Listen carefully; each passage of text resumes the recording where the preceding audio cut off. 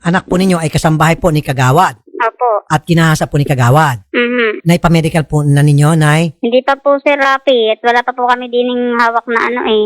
Okay. Paano ho nangyari yung insidente, Nay? Pwedeng pakikwento? Po, Sir. Ay, nandiyan yung Nung bata. si alias Okay, sige. Cherry.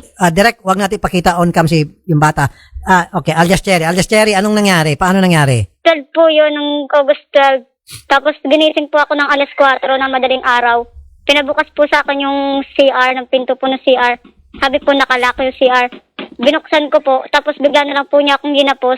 Tapos sinabi niya po kung pwede daw po ako. Sabi ko, ayaw ko po. Tapos bigla po siya sabi po niya sa akin, parehas naman tayong iniwan ng asawa. Tapos di na po ako nagsalita. Tapos bigla po siyang sabi niya, pumunta ka na sa higaan mo, susunod ako. Tapos pumunta na po ako sa higaan ko, nagtaklob na po ako ng kumot. Tapos, ano po siya, nahagip po siya ng CCTV. Tapos bigla po siya nagdari-dari na tumayo doon po sa, at pinatay niya po yung CCTV. Tapos nung 30 naman po, naulit po ulit yun. Alas 4 din po ng madaling araw. Tapos nung 14 po, natigil po yun. Tapos nung 15 po, alas 5 naman po nangyari yun ng madaling araw. Tapos nung 16 po, yun po yung last na sa, ano po, nung maabutan po kami nung apo niya na si Tutay po. Maabutan po kami alas 6 po yun ng umaga. Okay. Cherry, matanong ko lang, wala ba doon yung misis niya? Wala po, nag-away po sila. Parang nag-alis po yung kinakasama niya po. Okay. Hindi mo isinumbong agad itong si Kagawad Hindi po. sa nanay mo? Hindi po agad. Ay, tinago mo. Siguro natakot ka, nahiya ka? Opo, natakot po ako. Hindi ka nagpunta sa barangay. Hindi po. Okay, so nakatatlong beses siya paulit-ulit. Opo. Si Cherry po ay 15 years old. Okay. Now, ang tanong ko, Cherry, pinayagan ka ba ng nanay mo na mag-work? Kasi minor ka, dapat merong permit yan sa magulang hindi po ako bago ka pinilit makapag-work. ni Mama. Ha? Hindi po ako pinilit. Ako po yung nagpilit. Kasi gusto ko na po mabili yung gusto ko. Alam ni Kagawad na 15 anyos ka lamang. Opo. Ako po, Kagawad, patay ka dito. Kagawad, magandang hapon. Kagawad Nonoy. Sir. Una sa lahat, alam mo na 15 anyos yung bata, yung kasambahay. Sana man lang, hinanapan muna ng consent galing sa mga gulang kasi natang patakaran. Tama, sir. Tama po, Hindi mo sir. sana tinanggap. Pangalawa, Opo. bakit mo ginahasa? Ay, hindi po, sir. Sir, ganito po yan. Pinasok po yan ng anak ko. Tinawagan sila. Ang sabi nila, magkapatid sila sa ina. Yung isa, ang sabi, 17. Yung isa, 18. Okay, sige. Oh. Sige, okay na tayo doon. So, nalito ka, hindi mo alam kung ano talagang totoo. Pero, di ba dapat ang patakaran, hanapan mo siya ng birth certificate kung nag-aalanganin ka? O yan, sir. Pagkakamali ko, sir.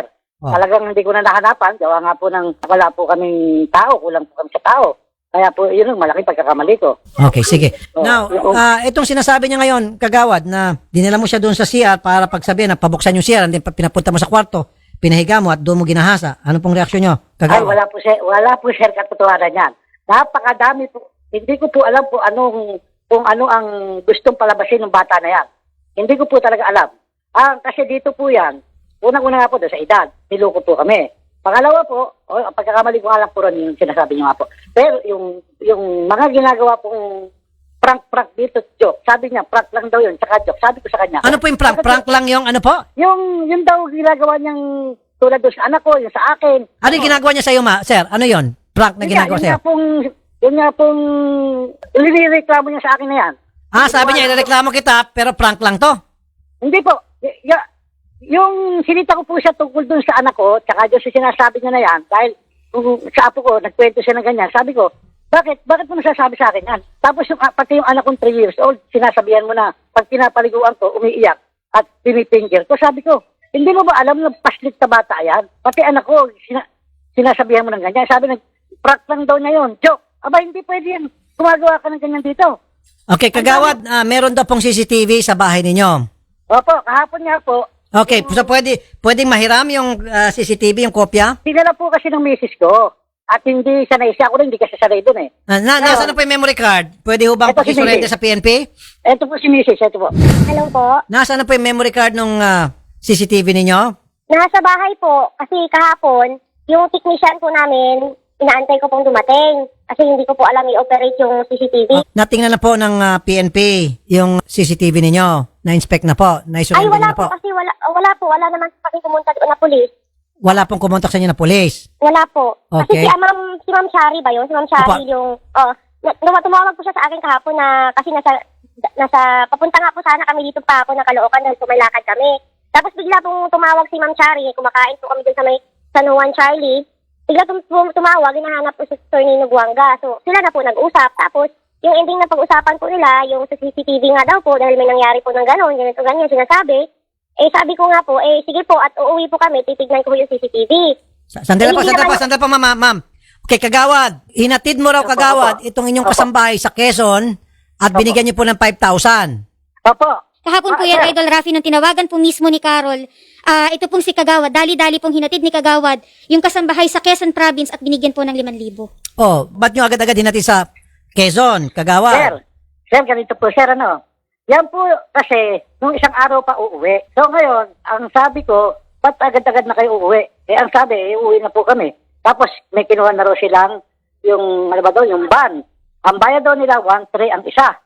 Kaya nga po nung mangyari yung reklamo niya na yan, sabi ng misis ko, ihatid na lang natin doon yan at nang baka mamaya may ma-aksidente o anong mangyari dyan, Okay. pananagutan pa rin Sandali po, natin. sir. Ito na, si Colonel Gavin Mel Unos, Chief of Police ng Mandaluyong.